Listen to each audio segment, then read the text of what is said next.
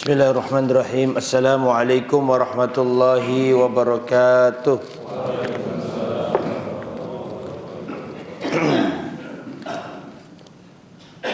Innal hamdalillah nahmaduhu wa nasta'inuhu wa nastaghfiruh wa na'udzu billahi min shururi anfusina wa min sayyiati a'malina man yahdihillahu fala mudilla lahu wa man yudlil fala hadiya lahu wa asyhadu an la ilaha illallah wahdahu la syarika lahu wa asyhadu anna Muhammadan abduhu wa rasuluh la nabiyya wa la rasula ba'dah. Allahumma salli wa sallim wa barik ala nabiyyina wa habibina Muhammadin wa ala alihi wa sahbihi wa man sara ala nahjihi ila yaumiddin, amma ba'd. Para hadirin jamaah Masjid Al-Burhan rahimani wa rahimakumullah. Alhamdulillah, kita bersyukur kepada Allah diberi kemudahan kembali bertemu di masjid yang kita cintai, yaitu Masjid Al-Burhan ini, untuk mempelajari agama kita yang mulia, agama Islam. Rasulullah bersabda, "Wa man salaka tariqan yaltamisu fihi ilman sahalallahu lahu bihi tariqan ilal jannah." Barang siapa berjalan atau menempuh perjalanan dalam rangka mencari ilmu agama, maka Allah mudahkan jalannya ke surga. Rasulullah juga bersabda, "Man ghada ilal masjidi aw raha a'addallahu lahu nuzulahu minal jannati kullama ghada aw raha."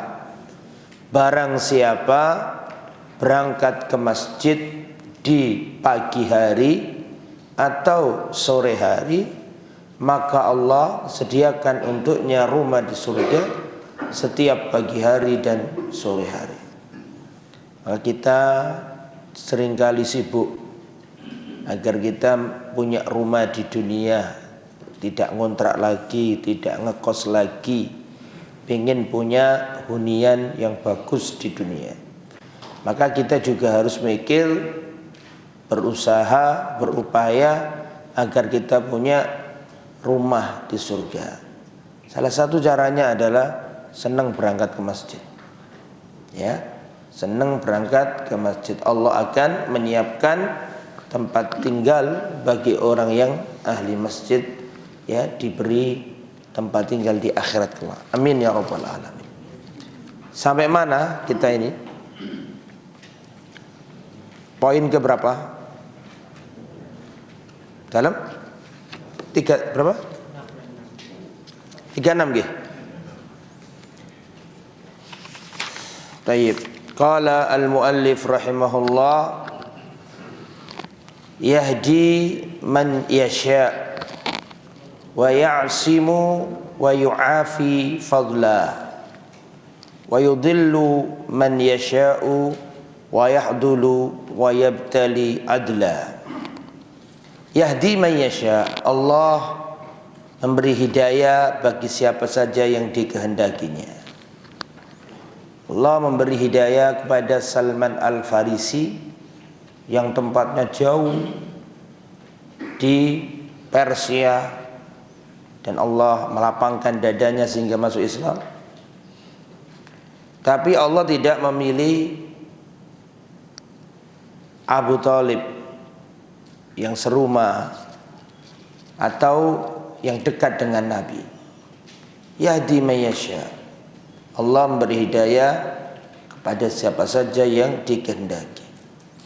Wa ya'simu wa yu'afi fadlan, Allah memberikan perlindungan dan keafiatan sebagai fadlan, karunia darinya. Wa yudhillu man yasha, dan Allah menyesatkan siapa saja yang dikehendaki. wa yakhdulu wa yabtali adla, dan Allah menghinakan serta memberi ujian adlan sebagai suatu keadilan. Jadi kalau masuk surga, kalau kita masuk surga itu karena fadlnya Allah, karena fadlnya Allah, karunia Allah. Kalau kita, atau jangan kita, kalau orang dimasukkan ke neraka, maka itu adalah keadilan Allah. Jadi seorang itu dimasukkan ke surga karena fadlnya Allah, dan seorang itu dimasukkan ke neraka karena keadilan Allah Subhanahu wa ta'ala. Poin yang 36 ini diambil dari firman Allah surat Al-An'am ayat 39. Surat apa? Al-An'am 39. May yasha'illahu yudlilhu. Siapa yang dikehendaki Allah, maka dia yang Allah menyesatkan siapa yang dikehendaki. Wa man yasha' yaj'alhu ala siratin mustaqim. Atau Allah berkehendak untuk menjadikan orang itu di atas jalan yang lurus. Jadi setiap poin itu ada dalilnya. Adapun dalil poin ini adalah surat apa tadi? Al-An'am ayat 39. Wa kulluhum yataqabbaluna fi masyiatihi baina fadlihi wa adlihi. Semua makhluk hanya berkutat di dalam kehendaknya, antara karunia dan keadilannya. Kalau masuk surga, karunia Allah. Kalau masuk neraka, keadilan Allah. Gak ada yang keluar dari kehendak Allah Subhanahu wa ta'ala.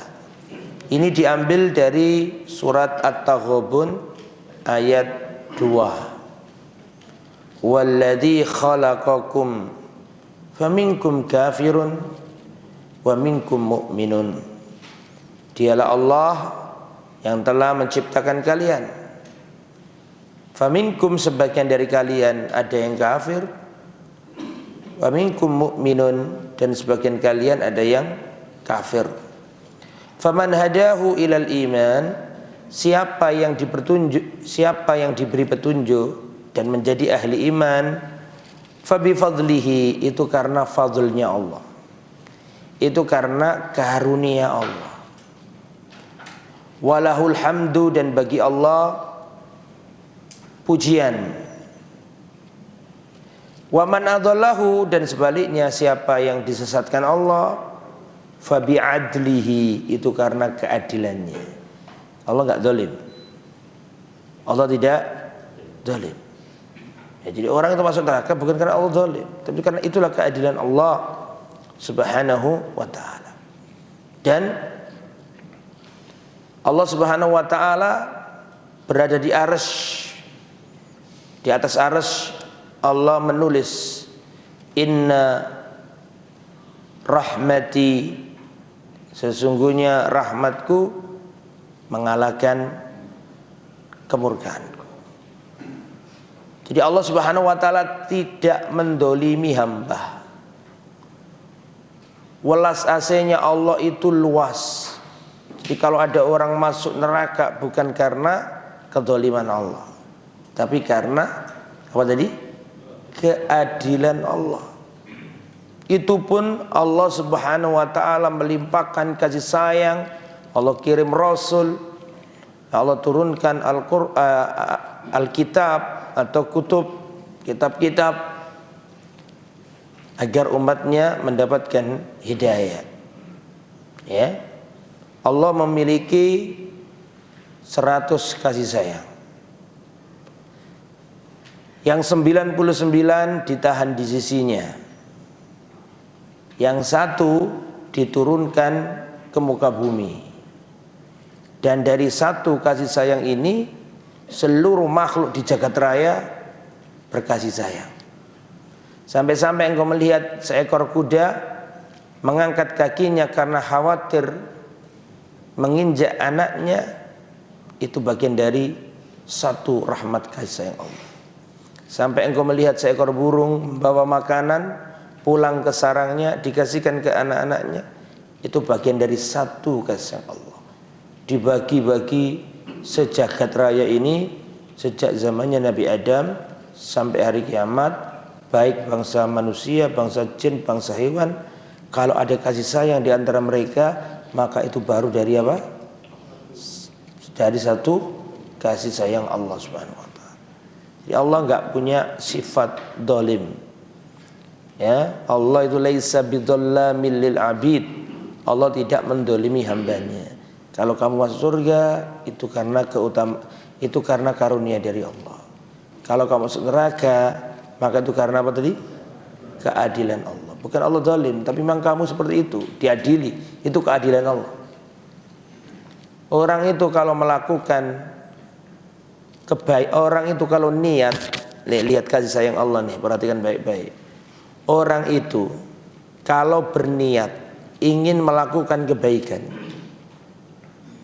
tapi ternyata tidak berkesempatan melakukan kebaikan tersebut, maka dihitung oleh Allah satu kebaikan yang sempurna.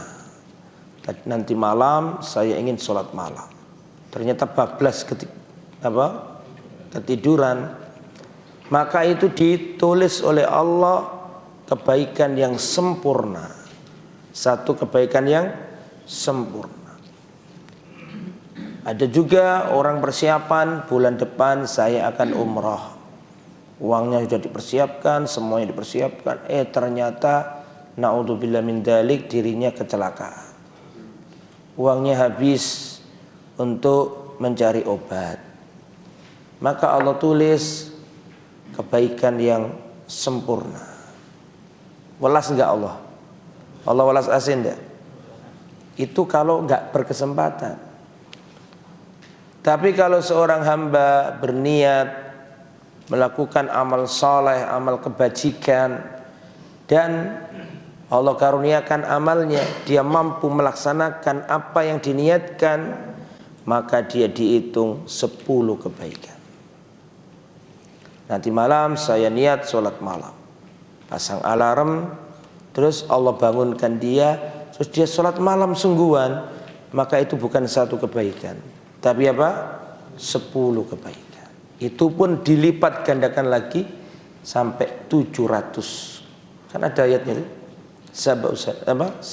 sampai 700 kebaikan. Lihat kasih sayangnya Allah. Adapun kalau orang berniat melakukan maksiat, ingin melakukan kejelekan, ternyata dia enggak jadi melakukan kejelekan. Seorang niat berzina, terus setelah itu dia sadar, Allahu Akbar, ini perbuatan dosa, saya enggak boleh berzina. Akhirnya dia meninggalkan zina, maka dihitung satu kebaikan yang sempurna untuk. Padahal gak ngelakoni apa-apa.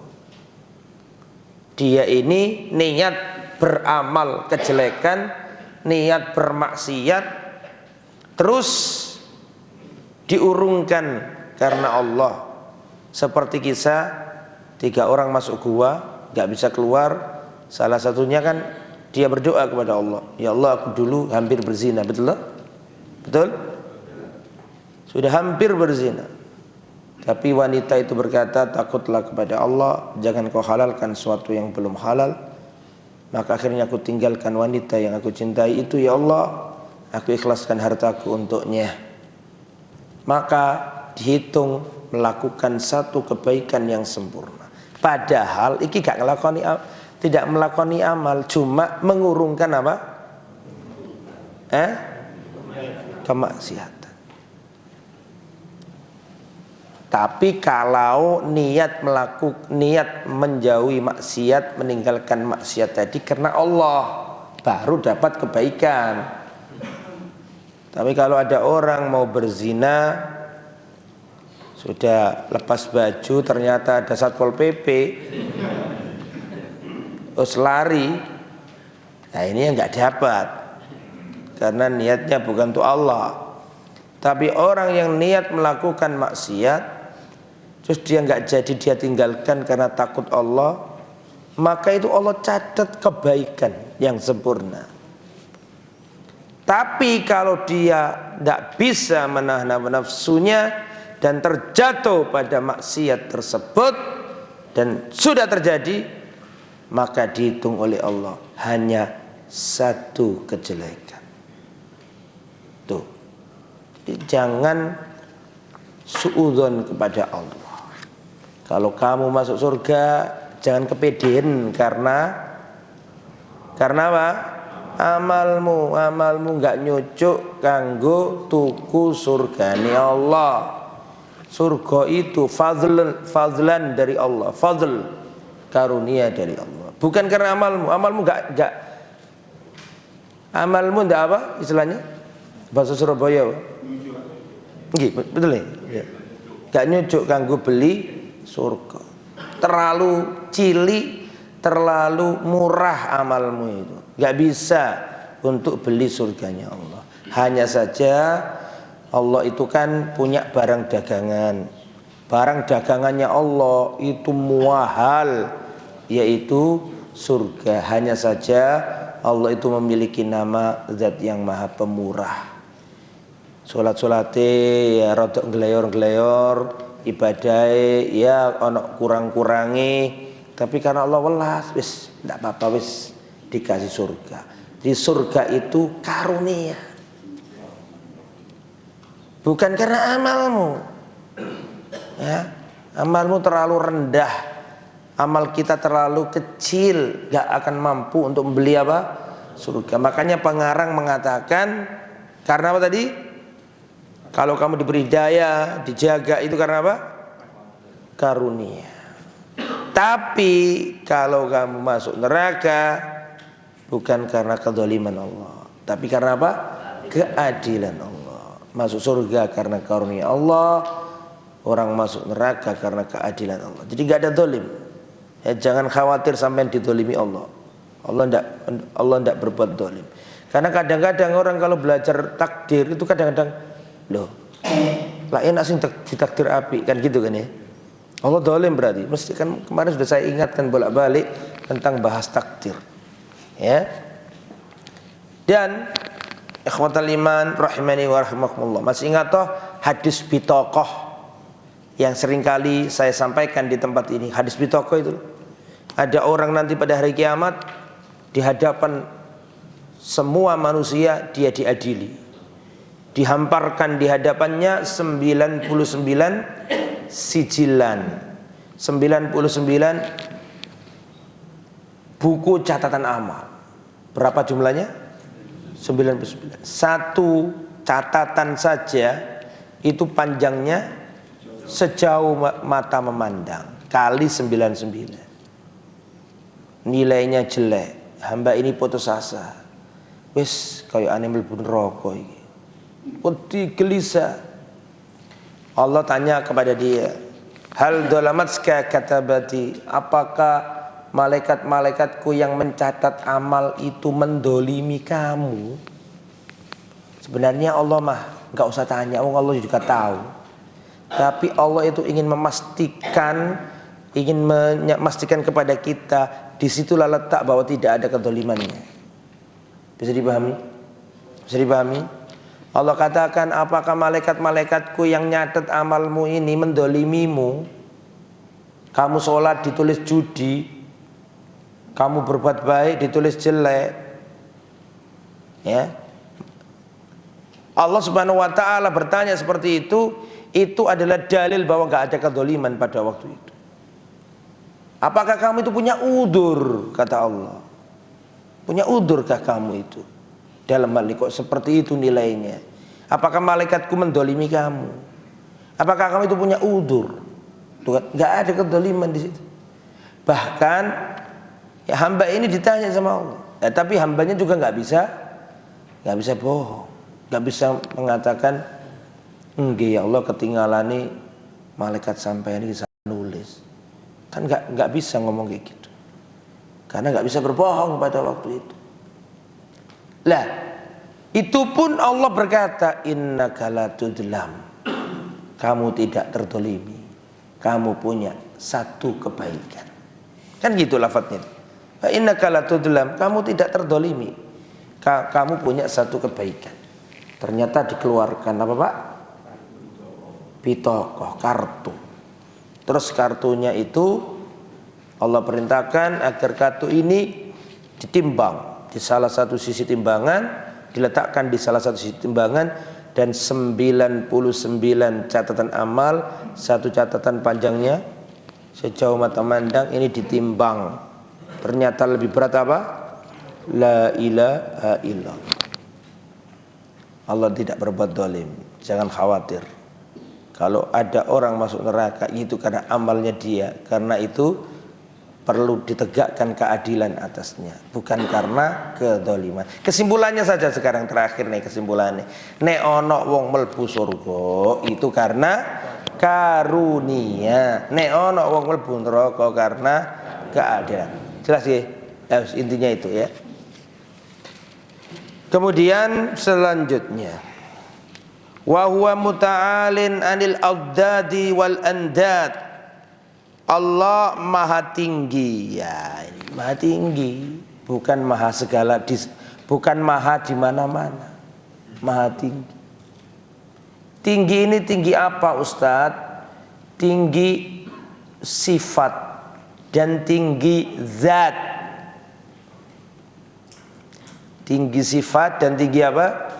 Zat. Orang Asy'ariyah menolak Allah itu tinggi zat. Adapun ahlu sunnah, tinggi ini apanya yang tinggi? Ya tinggi sifatnya dan tinggi apa? Zatnya. Lah yang tinggi zat ini diingkari oleh kelompok-kelompok yang lain. Tidak mau ngakui kalau Allah punya ketinggian zat. Artinya nggak ngakui kalau Allah di atas arsy. Padahal di Al-Quran itu ayat-ayat yang menerangkan bahwa Allah bersemayam di atas arsy sesuai dengan kemuliaannya, kebesarannya, itu ada berapa ayat? 7 ayat. Di bulan baleni sama Allah. Sehingga ini harus menjadi akidahnya kita. Kalau jenengan ditanya di mana Allah, jawabannya gimana? Allah di atas langit atau di atas arsy. Ini pertanyaan, bukan pertanyaan bid'ah. Karena pertanyaan itu pernah ditanyakan Nabi untuk mengetahui standar orang itu iman apa enggak iman. Jadi pada waktu itu ada seorang sahabat Nabi memukul budaknya, nempeleng budaknya. Terus sahabat ini menyesal, kasihan kepada budaknya. Akhirnya dia datang ke Nabi, ya Rasulullah, saya ini memukul budak saya dan saya ingin menghapus dosa saya itu. Apa yang harus aku lakukan? Apakah saya merdekakan budak itu ya Rasulullah? Nah, perhatikan. Kata Nabi, bawa ke sini dulu budakmu. Ini budak wanita ini, jariyah, budak wanita kecil. Maka Nabi ojo dimerdekano dulu, bawaan sini dulu. Dibawa ke Nabi, diinterview Nabi dulu. Layak diapakan? Layak dimerdekakan apa tidak? Maka diinterview sama Nabi. Pertanyaannya, ketika budak wanita ini ada di hadapan Nabi, Nabi bertanya, Aina Allah? Allah itu di apa? Allah itu di mana? Maka dijawab sama budak tersebut, fis sama, Allah itu di atas langit. Dari jawaban pertama benar apa enggak? Benar. Terus pertanyaan yang kedua, waman ana? Aku ini siapa?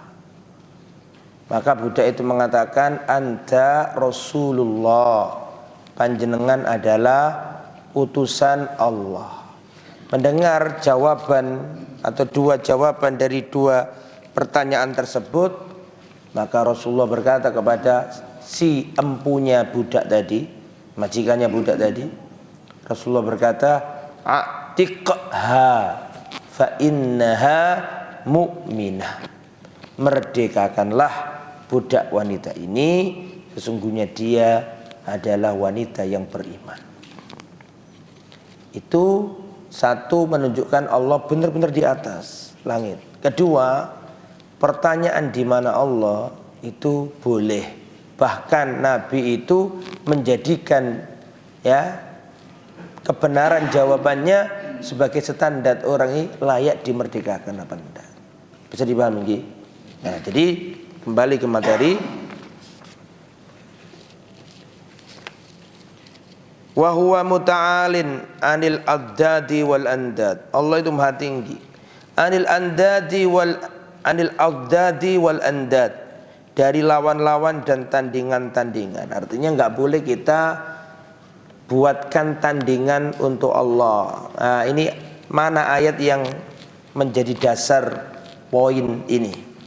Sampai sudah hafal semua bahwa Allah itu maha tinggi dari segala tandingan-tandingan dan dari lawan-lawan. Mana ayat yang menunjukkan itu? Sampai sudah hafal, sering dipakai sholat. Walam yakul lahu kufuwan ahad. Itu dalilnya. Sampai tulis surat Al-Ikhlas.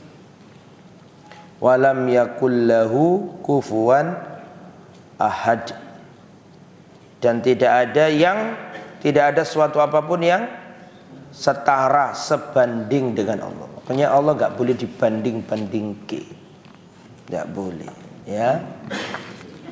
Enggak boleh membandingkan Allah dengan sesembahan yang lain, karena Allah lebih tinggi dari seluruh tandingan-tandingan dan lawan-lawan. Kemudian selanjutnya, la radda li qada'ihi wa la mu'aqqiba li hukmihi wa la ghaliba li amrihi. Tidak ada yang dapat menentang ketentuan-ketentuan Allah. Tidak ada yang bisa menolak qadanya Allah. Makanya dalilnya mana? Sudah sering saya sampaikan. I'lam annama asabaka lam yakun liyukhtiaka. Ketahuilah apa yang Allah takdirkan menimpamu tidak ada yang tidak akan meleset dari dirimu. Dan apa yang Allah takdirkan meleset dari dirimu tidak akan menimpamu. Apa yang Allah takdirkan menimpa enggak akan meleset. Apa yang Allah takdirkan meleset tidak akan menimpa. Makanya la radda li qada'i, tidak ada yang bisa menolak qadanya Allah, ketentuannya Allah. Tidak bisa. Makanya kalau kena musibah, di antara sunnahnya adalah kita katakan apa kemarin? Iya itu ya. Satunya yang sesuai dengan materi kita. Qadarullah. Artinya ini sudah ditakdirkan Allah. Bahkan 50.000 tahun sebelum, bukan 50.000 tahun sebelumnya, bukan, tapi 50.000 tahun sebelum penciptaan langit dan bumi. Karena ada yang mungkin kurang pas begitu ya. Ketika sudah yang sabar, kejadian ini sudah ditulis semenjak 50.000 tahun yang lalu. Enggak lah. Bukan sejak sebelum itu, tapi apa? Sebelum penciptaan langit dan bumi. Qadarullah. Ya. Wala mu'aqqiba li hukmihi, tidak ada yang dapat menolak hukumnya. Wala ghaliba li amrihi, tidak ada yang dapat mengalahkan urusannya, perintahnya, perkaranya, enggak bisa.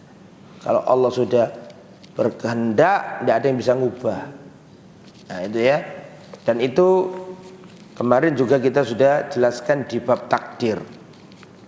Amanna bidzalika wa aiqanna anna kullan min indihi.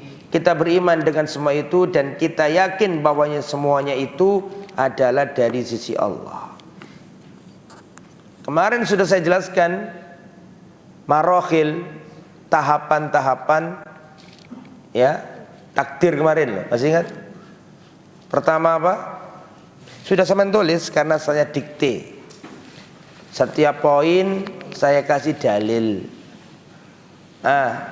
Maratibut al-iman bil qadar. 1, al-ilm, ilmu. Masih ingat enggak? Masih ingat enggak? Al-ilmu yang pertama. Artinya tidak ada kejadian di muka bumi ini yang keluar dari ilmunya Allah, tidak ada. Semua diilmui Allah. Sebelum terjadi, ketika terjadi, sesudah terjadi. Enggak ada peristiwa di jagat raya yang keluar dari ilmunya Allah, pengetahuan Allah, enggak ada. Sampai daun itu rontok dari batangnya jatuh ke tanah itu atas ilmunya Allah. Allah tahu itu kapan terjadinya. Ya, Allah tahu. Nomor 2 apa kemarin? Alkitabah, bahwa segala sesuatu itu ada catatannya. Sudah dicatat semua. Jadi nomor 2 adalah Alkitabah, mengimani bahwa tidak ada kejadian di jagat raya ini yang keluar dari catatan Allah, tidak ada. Semua ikut rule apa yang ditulis itu. Tidak ono ditulis A kok ternyata kenyataannya jadi B. Beda nek sampean dadi panitia. Iki ono kan ngoten nggih. Ini pakemnya ngene, ternyata dilala dalam pelaksanaannya mbleot kan itu nggih. Paham mbleot? Enggak sesuai estimasi kita, enggak sesuai dengan target kita. Itu kalau planning sampean. Kalau Allah enggak. Apa yang Allah tulis jadi semua. Enggak ada kejadian yang meleset luput dari apa yang ditulis, enggak ada. Kejadian di langit, di bumi, di dasar laut, enggak ada yang keluar dari catatan Allah. Makanya yang pertama kali Allah ciptakan adalah al-qalam, pena. Setelah pena itu diciptakan Allah, Allah berkata kepada pena, bukankah begitu? Ya, wahai pena, uktub, tulislah wahai pena. Pena enggak paham. Pena bertanya, apa yang saya tulis ya Allah? Uktub maqadira kulli syai'. Tulislah takdir-takdir segala sesuatu. Jadi mati, urip, rezeki, seneng, susah, bahagia, kabeh wis cinorek. Apa cinorek? Wis ditulis kabeh karo Allah Subhanahu wa taala. Enggak ada yang bleset. Itu nomor 2. Nomor 3 apa nomor 3? Al-masyiah, kehendak. Tidak ada kejadian di jagat raya ini yang keluar dari kehendak Allah, tidak ada. Patuh, tunduk, gak ada yang keluar. Apapun kejadian gerak yang paling kecil pun, ya, hewan yang paling kecil yang tidak terlihat di malam hari yang gelap gulita, semua gak akan keluar dari kehendak Allah. Wa ma tasya'una illa lo apa lagi ya apa lagi? Wa ma tasya'una illa ayyasha Allah. Apa yang dikehendaki oleh manusia jagat raya ini enggak akan terjadi kecuali kalau itu dikehendaki oleh Allah. Nomor pinten? 4 apa? Al-khalq, penciptaan. Segala sesuatu ini diciptakan Allah. Tidak ada sesuatu yang enggak diciptakan, semua diciptakan Allah. Ya, kecuali dirinya, nama dan sifatnya. Selain itu adalah apa? Makhluk. Dan itu sudah kita sampaikan ke panjenengan. Ini kan cuma apa? Murojaah. Nah, sekarang sudah ganti bab. Nah, bukan ganti bab, tapi pembahasannya beda sekarang. Perhatikan. Kita lanjut nggih. Wa anna Muhammadan abduhul mustafa. Dan sesungguhnya Nabi Muhammad adalah hambanya yang terpilih.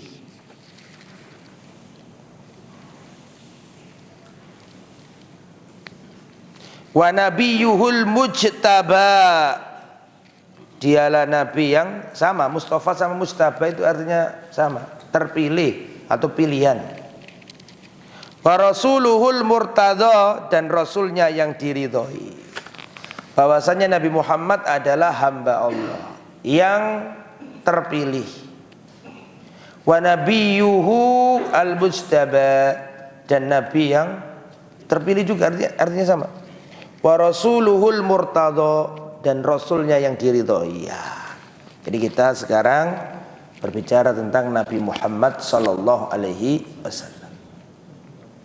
Jadi wajib kita mengimani bahwa Nabi Muhammad itu abduhu wa rasuluh, nabiyuhu, hamba Allah dan Rasulullah. Dikatakan Rasulullah itu Muhammad sallallahu alaihi wasallam dikatakan abduhu, hamba Allah. Kalau dikatakan hamba berarti apa? Enggak boleh disembah. Nyembah Nabi Muhammad itu enggak boleh. Karena gelarnya Nabi adalah abduhu, hamba. Nabi itu hamba. Berarti yo mangan, yo ngombe, yo sakit, yo wafat, yo kawin, yo duwe anak, yo loro, yo sedih, yo seneng, hamba. Bisa dipahami ya? Nabi itu hamba. Ketika dikatakan Nabi itu hamba, maka berlaku kepadanya sifat-sifat penghambaan. Berarti Nabi juga wajib beribadah, kan gitu gitu. Nabi juga sholat, Nabi juga berdoa. Oh, namanya hamba. Cuman beliau itu hamba yang berbeda, hamba yang rasul. Berarti hamba yang diberi wahyu, berbeda dengan kita. Kalau kita hamba titik. Kalau Rasulullah abduhu wa rasuluhu. Lah rasuluhu inilah karena ada titel wa rasuluhu, maka beliau punya hak atas kita. Apa hak-haknya Rasul? Sampaian ini panjenengan bersyahadat wa asyhadu anna Muhammad Rasulullah. Aku bersaksi Nabi Muhammad utusan Allah. Ucapan panjenengan aku bersaksi Nabi Muhammad utusan Allah. Ucapan panjenengan itu berkonsekuensi 4 hal. Dan itu sudah saya sampaikan. Panjenengan mengaku umatnya Nabi. Panjenengan bersahadat wa asyhadu anna Muhammad Rasulullah. Ucapan itu enggak bermanfaat sampai panjenengan melaksanakan 4 konsekuensinya.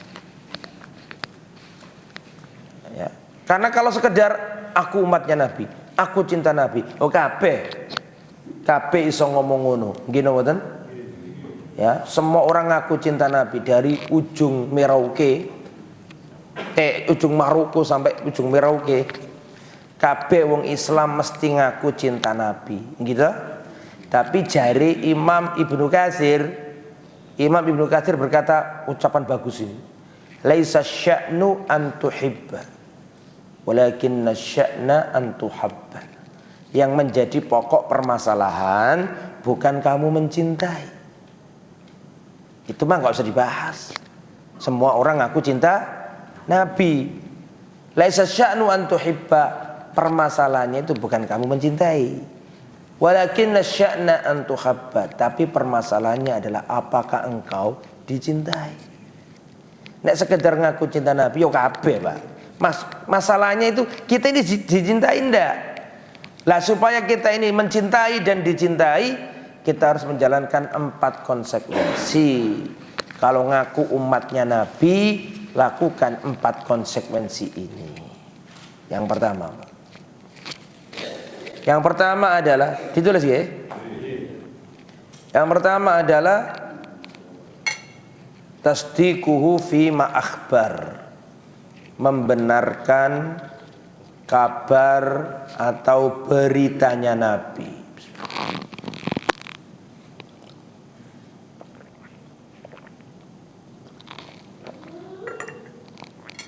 Mendengarkan apa? Kok mendengarkan? Membenarkan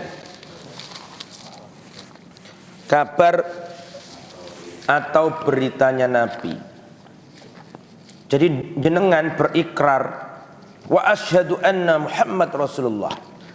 Aku bersaksi Nabi Muhammad utusan Allah. Ketika ngomong kayak gitu harus menjalankan 4 konsekuensi. Yang pertama, wajib engkau menerima sami'na wa ata'na terhadap berita yang disampaikan Nabi. Tidak boleh bantah dengan berita yang disampaikan Nabi. Nabi mengatakan bahwa nanti akan turun Nabi Isa. Gak boleh kita ngomong, ini kok jadi kayak agama Kristen ini. Gak boleh. Nabi yang ngomong sami'na wa ta'na, nggih, saya percaya ya Rasul. Nanti hari kiamat akan datang Ya'juj Ma'juj, akan muncul Dajjal. Kan gitu nggih? Menjelang hari kiamat nanti akan terjadi prahara-prahara, matahari akan terbit dari arah barat. Terus ada orang ngomong gini, ini nggak masuk akal ini. Ente keluar jadi umatnya Nabi. Nabi menjelaskan bahwa nanti ada adab kubur, ada nikmat kubur, ada fitnah kubur. Terus ada orang ngomong gini, ya mbuh dewek durung mati kok. Bener buka yo gak ero. Ente bukan umat Nabi. Karena apa? Karena konsekuensi mengaku umat Nabi nomor setunggal apa tadi? Membenarkan beritanya Nabi. Nabi mengabarkan bahwa nanti itu ada syafaat, ada sirat, ada mizan, ada padang mahsyar, ada haud, ada surga, ada neraka. Terus dia percaya, ente bukan umat Nabi. Karena syarat pertama jadi umat Nabi adalah apa tadi? Membenarkan berita. Nabi Muhammad SAW mengatakan, jika ada lalat mencelok di minumanmu, falyaghmishu, celupkan sekalian. Kemudian falyatrahu, ambil dan lempar, buang maksudnya. Dan masih boleh diminum. Boleh artinya nggak harus, boleh diminum. Kata Nabi, karena salah satu sayap lalat mengandung racun, salah satu sayap yang lain mengandung apa? Penawar. Itu hadis sahih, riwayat Bukhari. Kalau ada orang mengatakan, kok gini yo hadis ini, gila nih, jijik aku hadis iki, mosok lalat tambah dicemplungno terus dikongkon ngombe, wah gak melu aku. Ente belum jadi umatnya Nabi. Nabi sudah berbicara itu dengan hadis yang sahih, kecuali hadisnya maudhu begitu atau dhaif. Ini hadis sahih kok, maka wajib diimani. Dan Nabi berkata seperti itu ya belasan abad yang lalu sebelum ditemukan mikroskop, sebelum ada teknologi yang meriset itu. Betul toh? Dan sekarang sudah ada risetnya itu. Cuma klik aja di internet. Ya, jadi sudah saya sampaikan dulu, ada seorang siswa dari Lamongan mengikuti lomba internasional, dia menemukan penemuan bahwa lalat itu di dalam tubuhnya mengandung ya kayak gitu, imun. Sehingga sampean lihat lalat itu ya, meskipun mencolok di tempat-tempat yang kotor, ndak ono ceritane lalat mencret.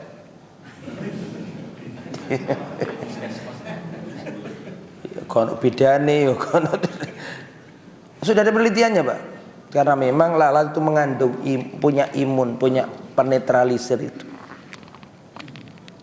Toh seandainya nggak ada riset itu, kita wajib iman. Dan alhamdulillah sudah ada risetnya juga. Hari wajib di pokoknya Nabi nek menyampaikan berita wajib iman. Kalau nggak iman, gugur menjadi umatnya Nabi. Itu baru nomor 1 loh. Apa nomor 1 tadi? Membenarkan apa? Kabar atau beritanya Nabi. Yang nomor 2, imtithalu ma amar, menjalankan perintah Nabi. Menjalankan apa? Perintah Nabi. Ngaku umatnya Nabi, maka konsekuensi yang nomor 2, jalankan perintah Nabi. Nabi sholat jamaah ya monggo sampean sholat jamaah. Atan Nabiya sallallahu alaihi wasallam rajulun a'ma faqala ya Rasulullah laisa liqaidun yaquduni ilal masjid. Datang lelaki buta kepada Nabi, lalu dia berkata, ya Rasulullah, tidak ada yang nuntun aku ini buta dan tidak ada yang nuntun aku pergi ke masjid. Fatalaba minan nabi rukhsah, dia minta keringanan ke Nabi. Ya Rasul, saya tolong diberi keringanan, saya ini buta, nggak bisa lihat, nggak ada yang nuntun aku pergi ke masjid, tolong saya diberi rukhsah. Apa ini rukhsah? Keringanan, saya sholat di rumah ya Rasulullah. Farakhasa lahu Rasulullah sallallahu alaihi wasallam, pertama kali diberi keringanan sama Nabi. Nggih, mboten napa-napa, panjenengan sholatan griya. Falamma walla, ketika orang ini berpaling mau pulang, dipanggil lagi sama Nabi. Sebentar, ditanyai lagi Nabi. Hal tasma'un nida'a bis salah, apakah engkau masih bisa dengarkan azan? Nggih ya Rasulullah. Maka Rasulullah berkata, fa'ajib, kalau gitu penuhilah panggilan azan tersebut. Suruh berangkat ke masjid padahal buta. Sisi pendalilannya adalah ini orang buta datang minta keringanan untuk sholat di rumah. Itu menunjukkan sholat wajib di rumah nggak boleh bagi laki-laki. Karena seandainya boleh, ngapain dia minta keringanan? Bisa dipahami? Halo? Orang buta ini datang ke Nabi minta keringanan agar diperbolehkan sholat di rumah. Kan pemahaman yang bisa kita pahami, kalau sekiranya para sahabat pada waktu itu boleh sholat di rumah, loh ngapain dia minta keringanan? Ya sudah, sholat wae nang omamu, beres kan? Lapon jaluk keringanan barang. Ketika orang ini jaluk keringanan, maka permintaan keringanan itu dalil bahwa para sahabat sholatnya di mana? Kecuali wong wedok sholat di rumah. Itu perintah Nabi, monggo dilaksanakan. Nabi memerintahkan kita bakti kepada orang tua, ayo bakti nang wong tua. Nabi memerintahkan kita untuk menutup aurat, nutup aurat. Ya. Kemudian apalagi perintah-perintah banyak ya, sholat ya, zakat ya, puasa, wayai poso Ramadan, rokokan jedal-jedul. Nah, ini umatnya Nabi apa enggak? Kalau ngaku umatnya Nabi, harusnya poin nomor 2 apa? Menjalankan perintahnya. Nomor berapa? Nomor 3, ijtinabu manaha anhu wa zajar, meninggalkan larangan Nabi. Nabi melarang riba, ya wis mari, gak usah diterusno. Nabi melarang tatoan, ya ojo tatoan. Nabi melarang wanita menyambung rambutnya, ya jangan disambung rambutnya. La'ana Rasulullah, la'anallahu al-wasila wal mustausila. Ya, orang yang nyambung rambut dan yang minta disambung rambutnya terlaknat. Wannamiso wal mutanammiso, terlaknat orang yang mentato dan yang minta ditato. Mohon maaf, al-wasima wal mustausima, yang mentato dan yang minta ditato. Annamiso wal mutanammiso, yang mencabut bulu alis dan yang minta dicabut bulu alisnya. Apalagi ini alisnya dicabut diganti tato. Wonten ngoten niku. Dua perbuatan mengundang laknat. Nabi mengatakan terlaknat orang yang mencabut alis, mencukur alis. Dan Rasulullah juga mengatakan bahwa terlaknat orang yang bertato. Lagi alisnya diilangno, diganti tato. Aslinya Pak, dimanapun yang laki-laki ku, yang dimanapun di alam semesta ini, sampean bandingno, semua makhluk hidup yang berpasang-pasangan itu, gambarannya itu yang laki-laki yang lebih indah. Sampai singo lanang mbek singo wedok keren yang lanang. Prewo gitu kan ya. Sampai ikan cupang lanang mbek wedok. Wapi sing lanang. Merak. Terus merak. Sing lanang mbek sing betina bagus sih. Kuwabe, Pak. Kecuali wong menungso. Alat kecantikan membuat berubah hukum alam itu. Paham maksud saya? Perempuan ini ya wabe palsu kabeh saiki. Palsu kabeh, alise palsu, lambene palsu. Raine teman-teman palsune. Iya.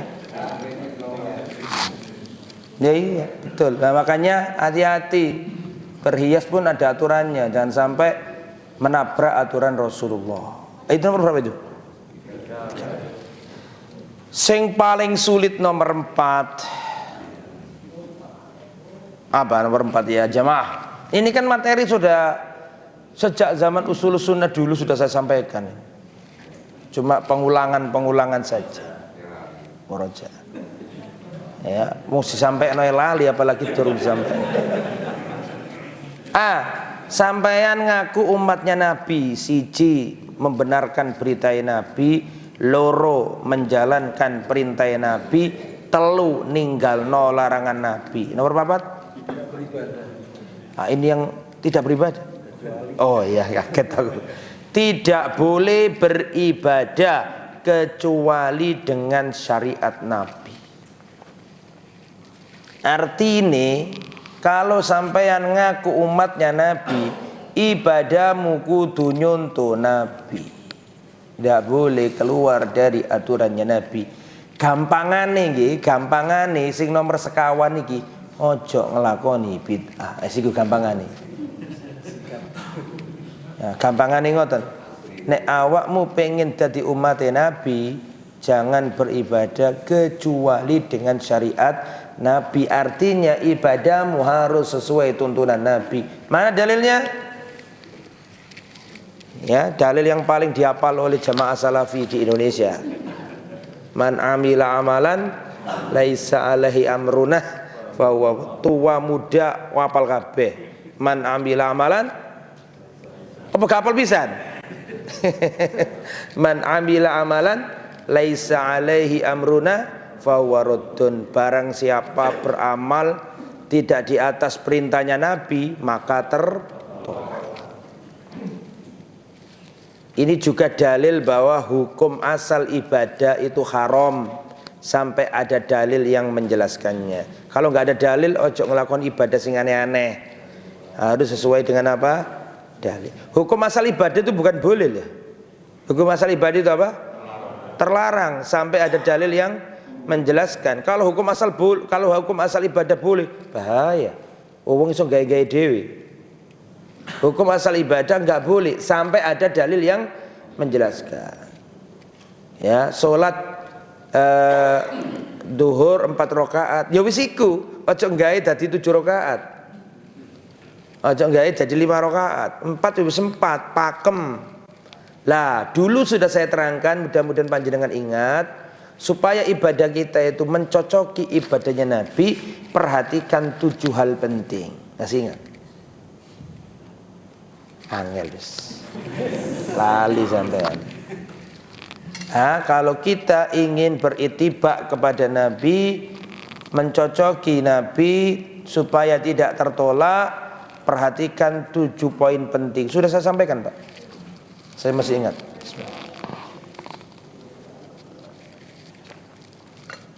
Insya Allah ibu-ibu tulisannya masih ada itu. Kalau bapak-bapak wallahu a'lam ya. Apa 7 itu? Sampai tulis cepet aja, ini kan murojaah ini. Nomor 1 adalah al-zaman, waktu. Rasulullah kalau sudah menentukan waktu ibadah, ikuti, jangan dimodifikasi. Nabi ngajarkan ke kita bahwa wukuf tanggal berapa? Tolong dijawab, wukuf tanggal berapa? 9 Dzulhijjah. Terus ada orang, Ustaz, saya ini pernah pengalaman haji tahun dulu, Ustaz. Saya wukuf itu banyak orang, Ustaz. tanggal 9. Gak iso konsentrasi kakek wong. Saya mau wukuf tanggal 8 saja Ustaz. Khusyuk sendirian Ustaz. Diterima Allah apa enggak?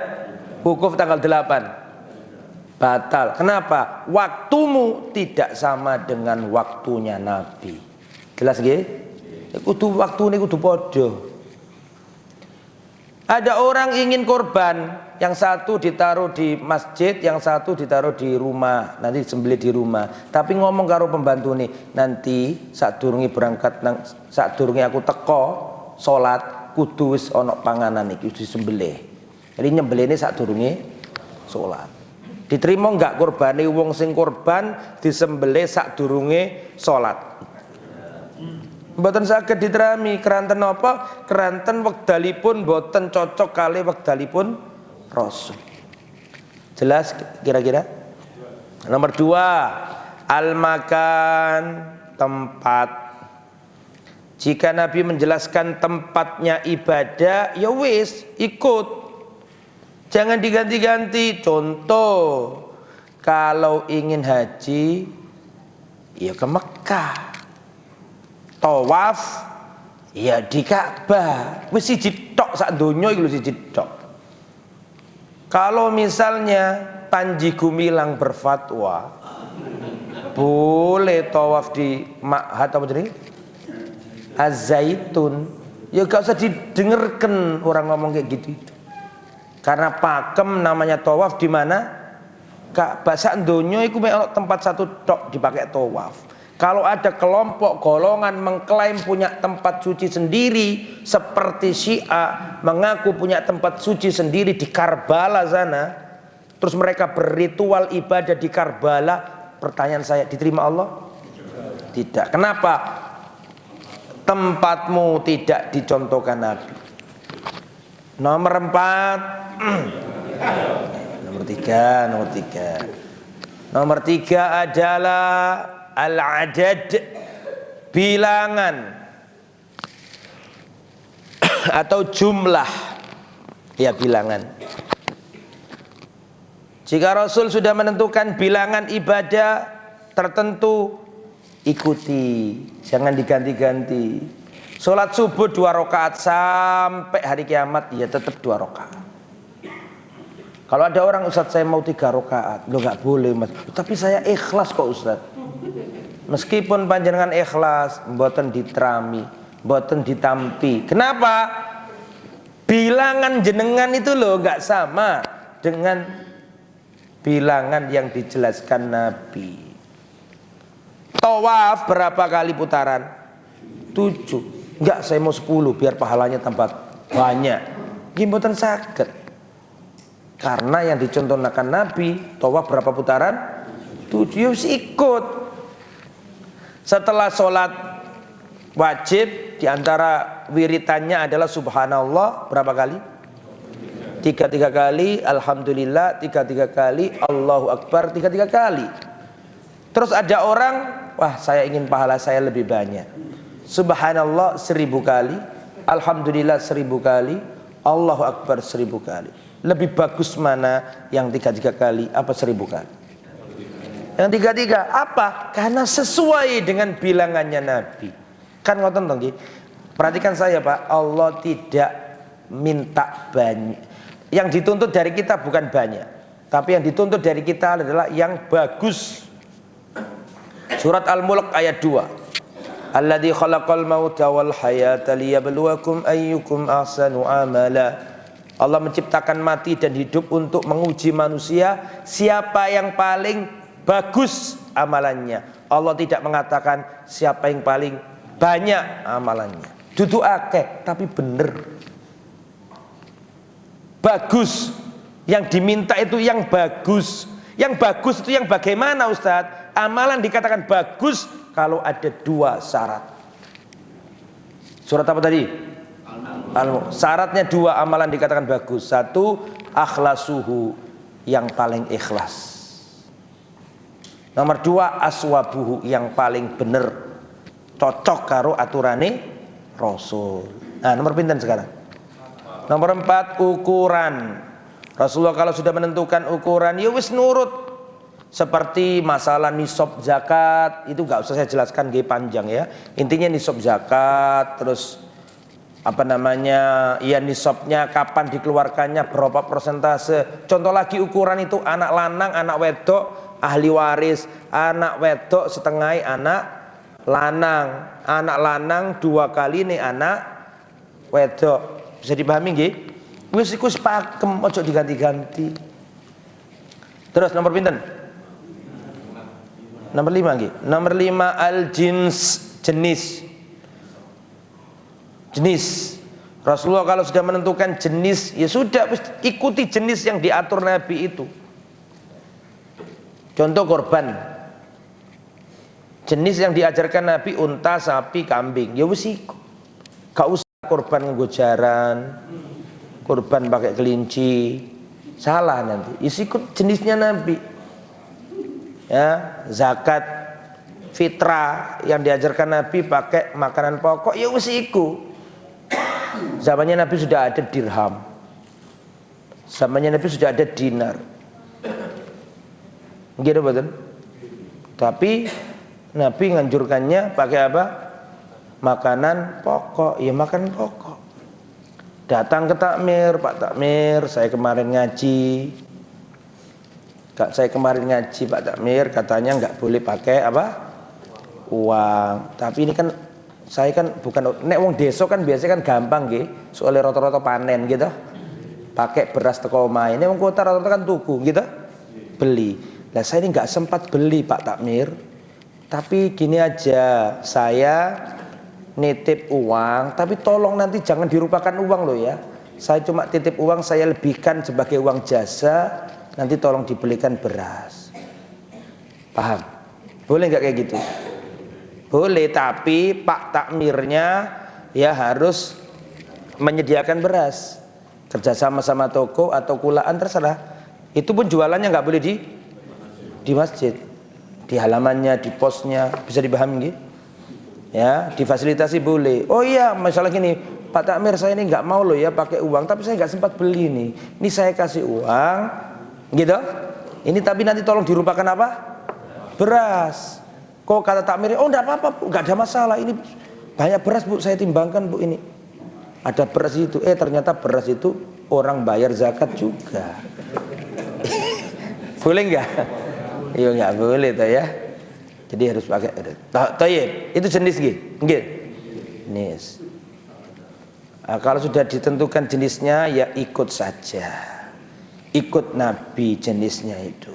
Nomor pinten sakniki? Kaifiyah, tata cara. Rasulullah kalau sudah menentukan tata cara ibadah, ikuti, jangan dimodifikasi. Tata cara zikir kayak gimana? Wadkur, berzikirlah Rabbaka, kepada Tuhanmu. Bagaimana caranya? Fi nafsika, dalam dirimu. Ojo rame-rame, ojo bengok-bengok. Ya, fi nafsika. Tadarruan, dengan khusyuk, wa khifatan, cemas, wa dunal jahri minal qauli, dan tidak mengeraskan suara. Mau solawat monggo, solawat itu syariat Islam. Mau tahlilan monggo, tahlilan syariat Islam, selama sesuai dengan aturannya. Nggak usah pakai musik joget-joget. Mau solawat ya Allahumma sholli ala nabiyyina Muhammad wa ala alihi wa sahbihi, dan seterusnya. Silakan. Gak boleh anti solawat. Cuma caranya kudu apa? Bener ya. Kaifiyahnya nih gitu. Ya, tawaf kan berlawanan dengan arah jarum jam. Apa enggak saya mau sesuai dengan jarum jam saja? Yo kebulet sampai ya. Harus sesuai dengan aturannya Nabi. Ya, enggak boleh buat aturan atau kaifiyah sendiri. Nomor berapa sekarang? 7 yang terakhir. Setelah itu tanya jawab. Sebab. Nomor 7 adalah apa? Sebab. Jika Rasulullah menentukan sebab, ya sudah itu pakai. Jangan buat sebab-sebab sendiri. Sebab kesembuhan, sebab. Contoh ya, idza dakhala ahadukum al-masjida fala yajlis hatta yusalli rak'ataini. Jika salah seorang di antara kalian masuk masjid, jangan duduk sampai dia sholat 2 rakaat. Berarti masukmu ke masjid menjadi sebab disyariatkannya sholat apa? Tahiyatul masjid, ya sudah itu ikut. Jangan mencari sebab yang lain. Datang ke pasar selalu sholat 2 rakaat. Setiap kali masuk pasar sholat 2 rakaat.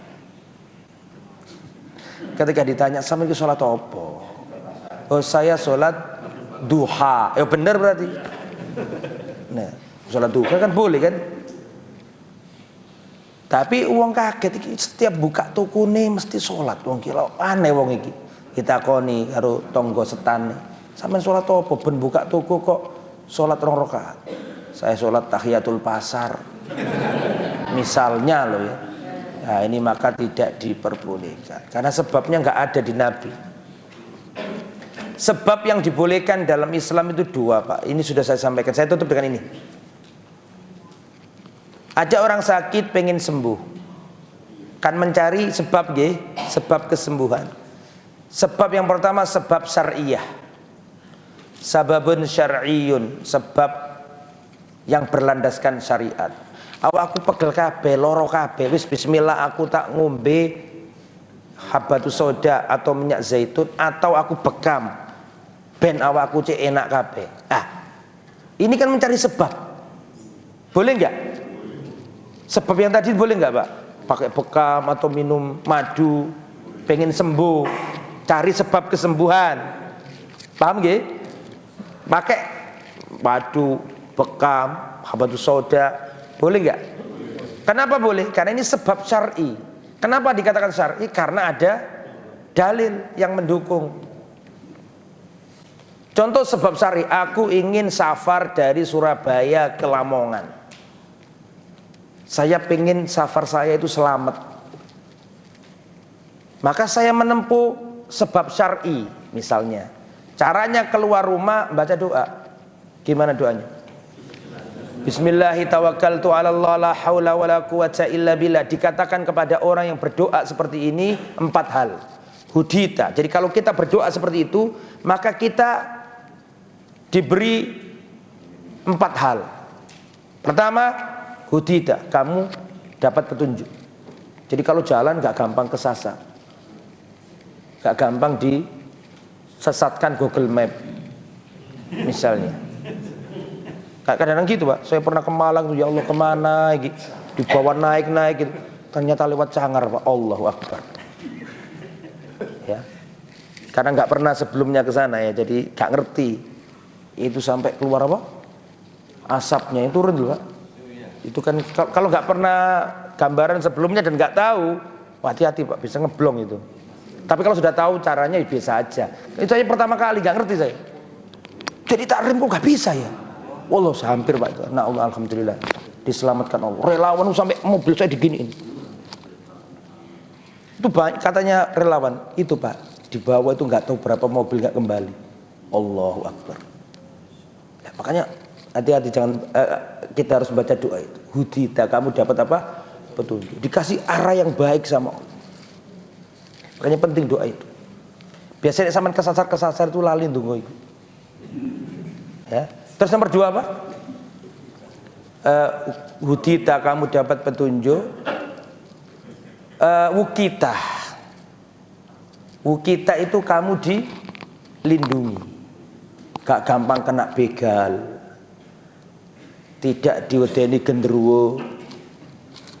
Tidak diserang hewan buas.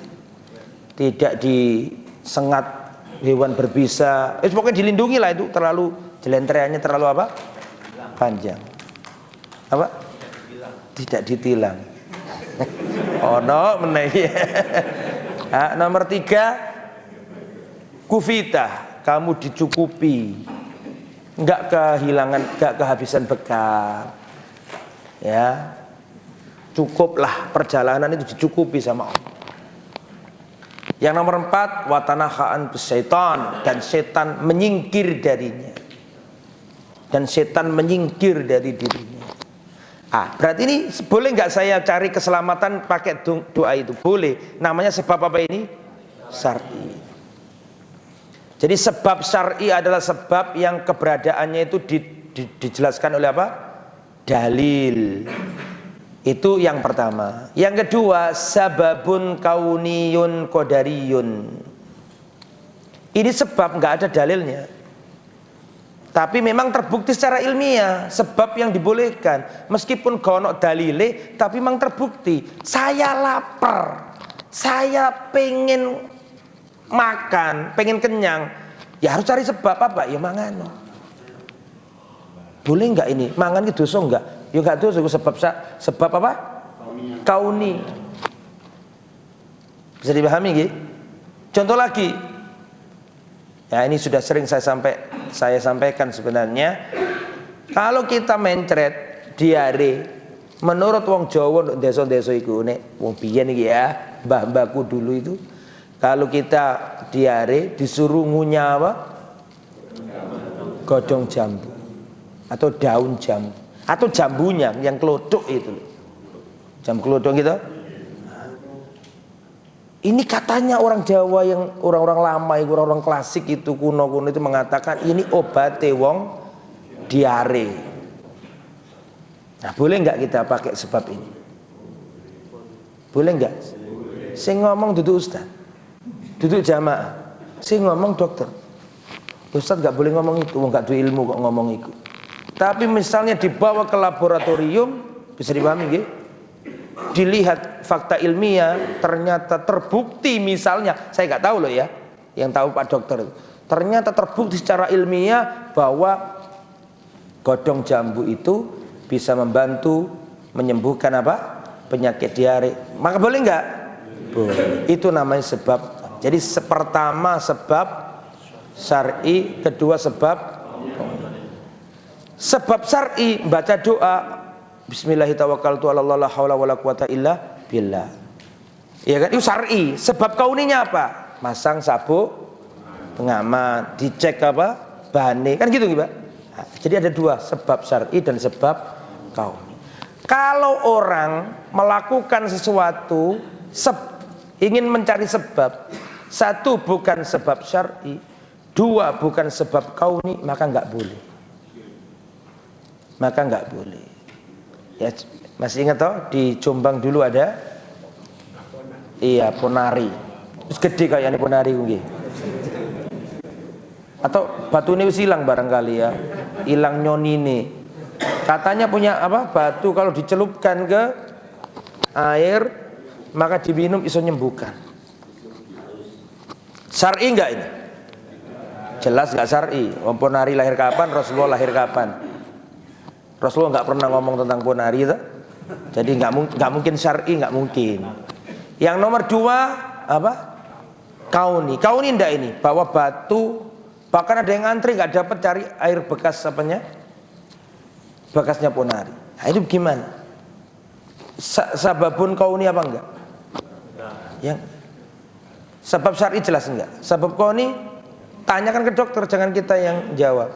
Bener nggak batu itu bisa menyembuhkan penyakit? Tapi prosoku dokter jelas ngelarang, karena itu pasti merusak pasarannya dokter.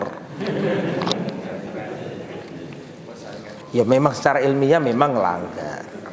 Gitu ya. Jadi sampai mana ke tadi? Ini jelaskan, ini panjang. Wa inna Muhammadan abduhu wa rasuluhu. Gini gue tadi ya. Nggih. Wa nabiyuhul mujtaba wa rasuluhul murtadha. Tadi sudah kita jelaskan. Besok masih tentang Nabi Muhammad. Kelihatannya begitu. Sallallahu alaihi wasallam. Selesai, monggo ada pertanyaan.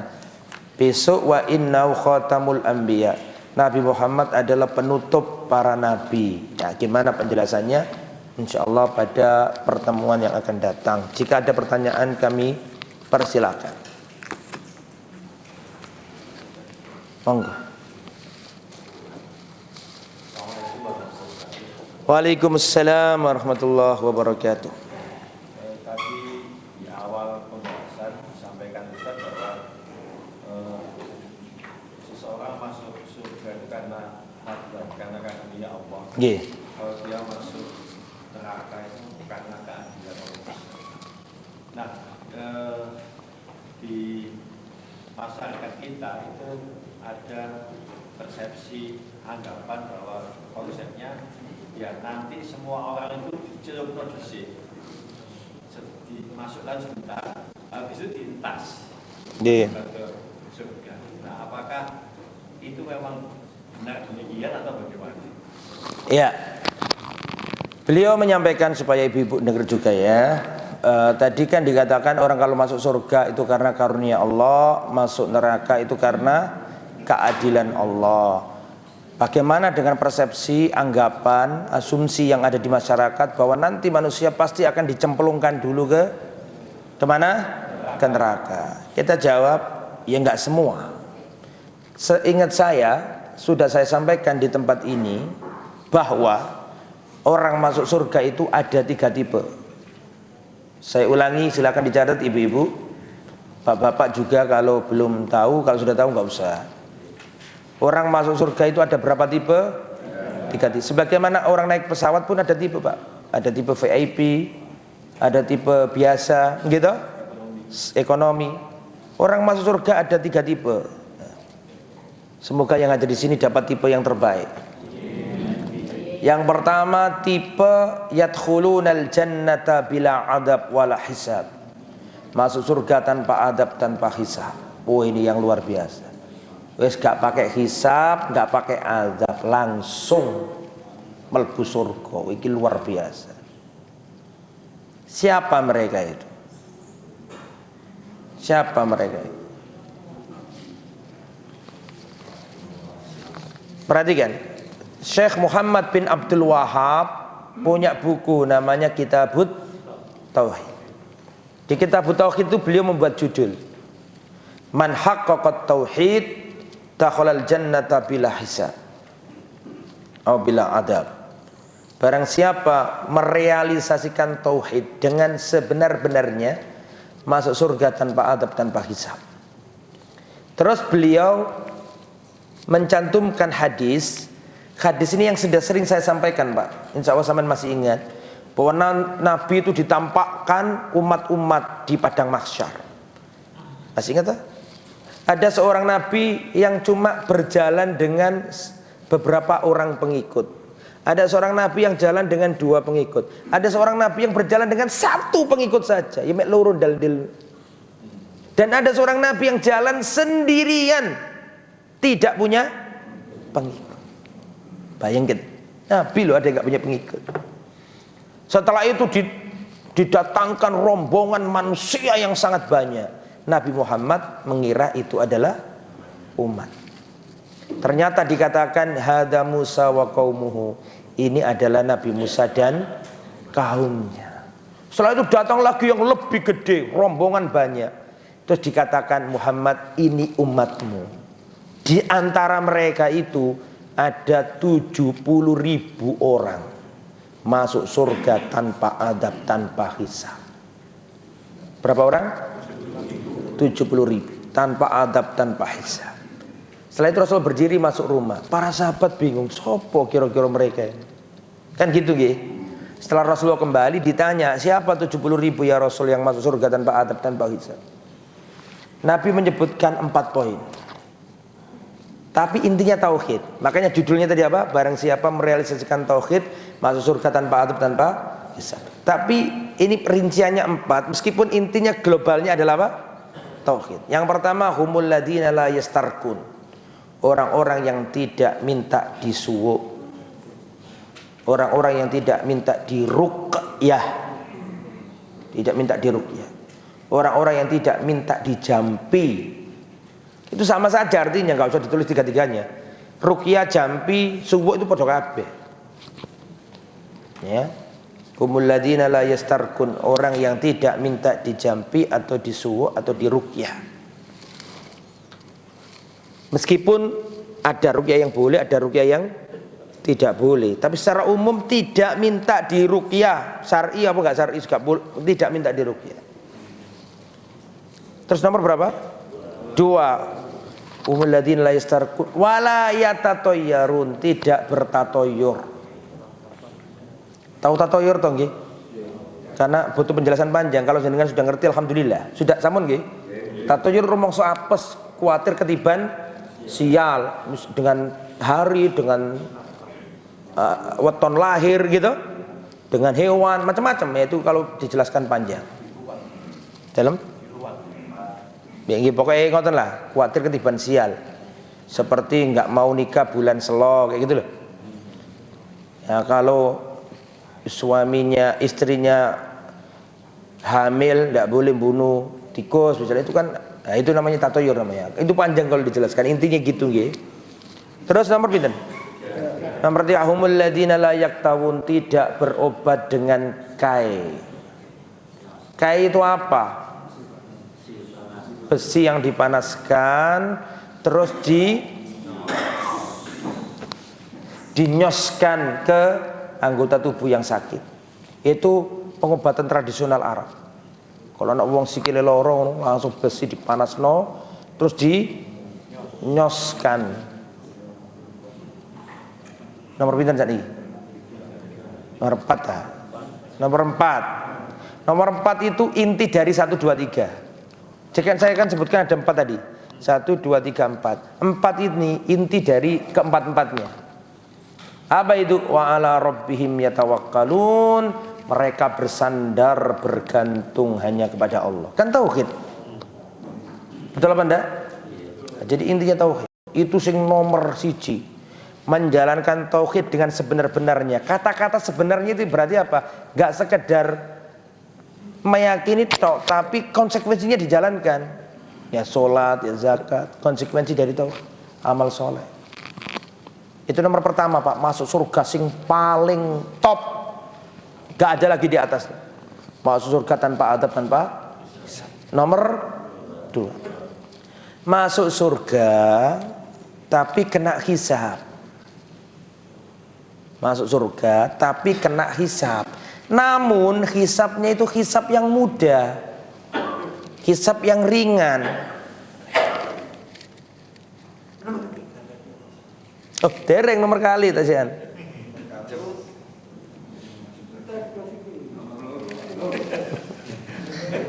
Ya.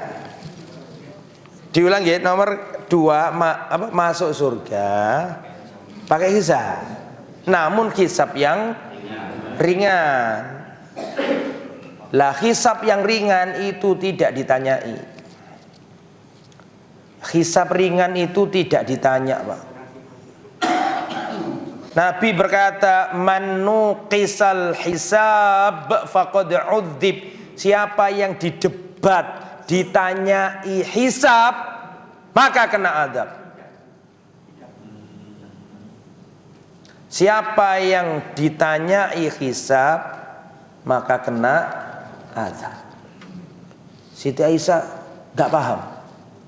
Maka Siti Aisyah bertanya, "Ya Rasulullah, kok panjenengan nyampaikan orang kalau kena hisab pasti kena azab?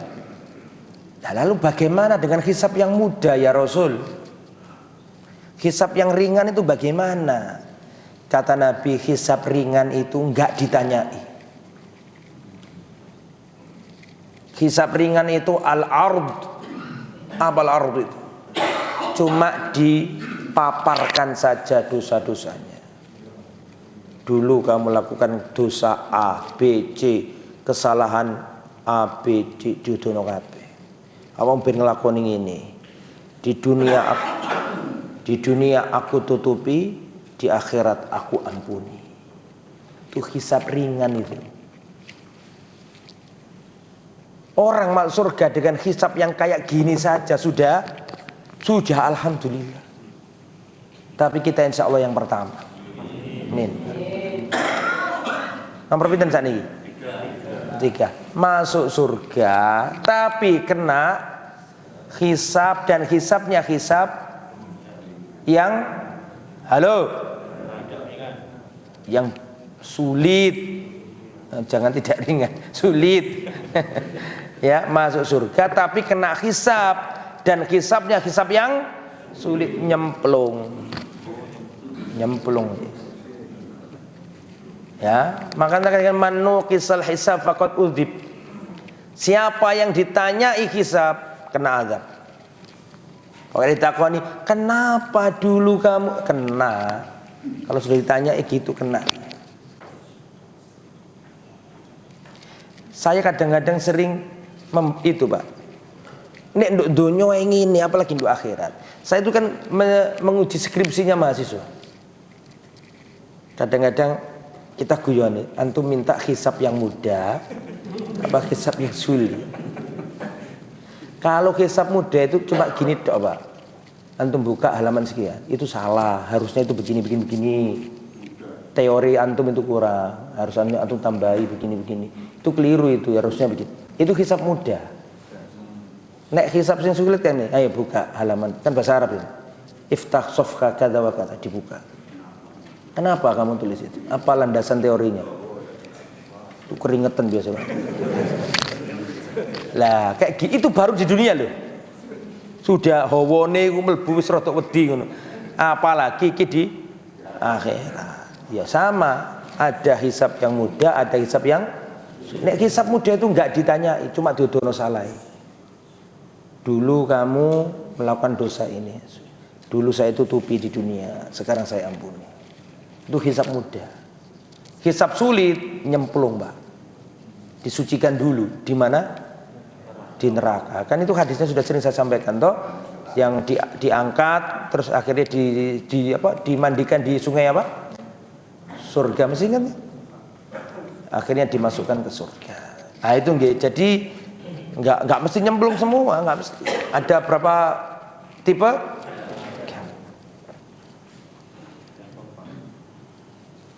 Tiga saja. Tanya Ustadz, barakallahu fik wa fik barakallahu. Orang musyrik disiksa di neraka selamanya. Padahal usia dia di dunia hanya 60 tahun. Anak, apakah ini juga bentuk keadilan Allah juga? Iya. Allah adil. Kenapa sampean meragukan itu? Ya. Allah menjamin tidak ada apa? Kedzaliman. Jadi imani ya, wallahu a'lam bishawab. Ada lagi?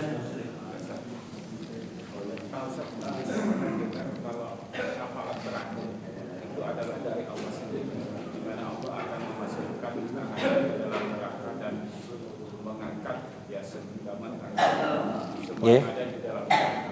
Apakah di situ termasuk orang musyrik dan kafir juga akan diangkat oleh Allah? Ya, beliau bertanya, ada hadis yang mengatakan bahwa orang-orang yang masuk neraka diterangkan dalam hadis qad umtuhisu, mereka sudah jadi arang.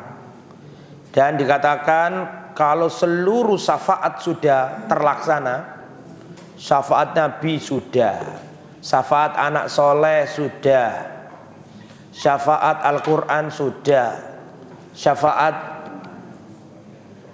puasa sudah, syafaat teman soleh sudah, syafaat malaikat sudah, seluruh syafaat sudah selesai. Orang ahli surga masuk surga, orang ahli neraka masuk neraka. Finish, selesai. Di saat seperti itu Allah berfirman, baqiyat syafaati, yang tersisa sekarang syafaatku. Maka Allah mengambil ahli neraka dengan satu genggamannya. Genggamannya Allah sesuai dengan kebesarannya, bukan seperti genggaman kita. Maka ahli neraka yang diambil satu genggam ini, mereka sudah jadi arang, sudah gosong. Maka mereka diletakkan Allah di sungai, di mulut surga, di afwahil jannah, di mulut-mulut surga. Maksudnya jadi surga itu ada apa?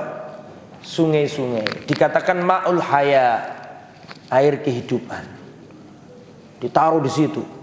Maka tumbuhlah jadi makhluk yang baru, ya, ganteng-ganteng lagi, tumbuh tulang belulangnya, tumbuh dagingnya, wajahnya ganteng-ganteng, ayu-ayu, bersih-bersih. Bahkan dalam hadis dikatakan seperti mutiara, ayu-ayu, ganteng-ganteng. Karena memang orang jelek nggak bisa masuk surga. Orang jelek nggak bisa masuk surga. Enggak ada orang jelek masuk surga, enggak ada. Ya, tinggal ojo putus asa ngono ta sing elek iku ya Allah. Maksudnya itu diganteng Allah, maksudnya itu karena dengan fisik yang jelek itu enggak digantengkan semuanya. Setelah itu dikasih apa? Stempel di lehernya. Kemudian Allah katakan masuklah ke surga. Ahli surga melihat ini rombongan manusia terakhir yang masuk apa? Rombongan manusia terakhir masuk surga. sesudah dicemplungkan ke neraka. Pertanyaannya, beliau tanyakan apakah orang ahli syirik juga ditolong? Ya nggak bisa lah ahli syirik kok ditolong. Syarat dapat syafaat itu tauhid. Makanya kan Abu Thalib berkata, ya paman, ucapkan la ilaha illallah paman, sebuah kalimat yang aku akan membelamu, ngasih syafaat untukmu pada hari kiamat. Kan gitu kan. Tapi pamannya nggak mau ngucap la ilaha illallah, ya nggak bisa. Rasul pernah ditanya, ya Rasulullah, man as'adun nasi bi syafaatika yaumal qiyamah. Paman, ucapkan la ilaha illallah, sebuah kalimat yang aku akan membela. Mohon maaf, keliru. Abu Hurairah pernah bertanya, ya Rasulullah, man as'adun nasi bi syafaatika yaumal qiyamah. Wahai Rasul, siapakah manusia yang paling beruntung, bejo, bahagia mendapatkan syafaatmu pada hari kiamat? Kata Nabi, orang yang paling bahagia mendapatkan syafaatku pada hari kiamat adalah man qala la ilaha illallah, orang yang mengucapkan la ilaha illallah. Apakah lisannya saja? Enggak. Khalisan min qalbihi, murni, jernih, tulus, bersih dari hatinya, tidak ada kesyirikan.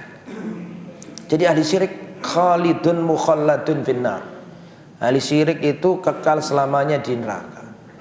Ya, adapun orang pelaku maksiat, ya punya tauhid tapi ngelakoni dosa, sedangkan amal-amal lain gak sanggup menghapuskannya, nah ini diselamatkan Allah SWT. Selama punya tauhid diselamatkan Allah. Yang lain monggo. Terakhir ya. Setuju saya. Setuju. Diputus-putusi dewe sama beliau. Monggo.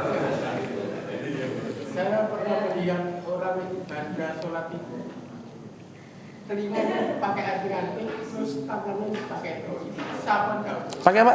Pakai Tato. Ya tato itu. Itu saban enggak? Iya, sesuatu yang haram itu belum tentu kalau dilakukan membuat sholat tidak sah. Tidak semua begitu, ya, tidak identik dengan itu. Pakai anting-antingnya ini haram. Tapi kalau dia sholat, ya bukan berarti sholatnya nggak diterima. Tapi nggak boleh gitu loh ya. Nah, termasuk tato. Kalau tatonya ini dia misalnya sudah bertobat, tapi sudah terlanjur, dihapus yo, nggak ngerti carane, ngerti yo, larang regane misalnya ya. Dia nggak sanggup misalnya loh ya. Sedangkan dia sudah niat tobat, ya insya Allah diterima Allah Subhanahu wa taala. Wallahu a'lam bishawab. Karena tato itu Pak, hukum asalnya kalau sampai menghalangi apa? Air wudu, nggak sah. Sebenarnya begitu. Tapi kalau misalnya sudah terlanjur dan nggak mungkin dihilangkan misalnya loh ya, misalnya, maka ya insya Allah Allah memaafkan. Tapi hukum asalnya harus neresep ke anggota wudu. Ya, kalau nggak neresep batal wudunya. Kalau wudunya batal berarti nggak sah. Nah, makanya harus dihilangkan. Kalau usaha maksimal ternyata nggak bisa dihilangkan, jadi gimana lagi? Ya la yukallifullahu nafsan illa wus'aha. Setelah ini ada kerja bakti. Ya, semoga bermanfaat apa yang disampaikan. Mohon maaf atas segala kekurangan dan kekhilafan. Kita tutup dengan bacaan kafaratul majlis. Subhanakallahumma wa bihamdika asyhadu an la ilaha illa anta astaghfiruka wa atubu ilaik. Assalamualaikum warahmatullahi wabarakatuh.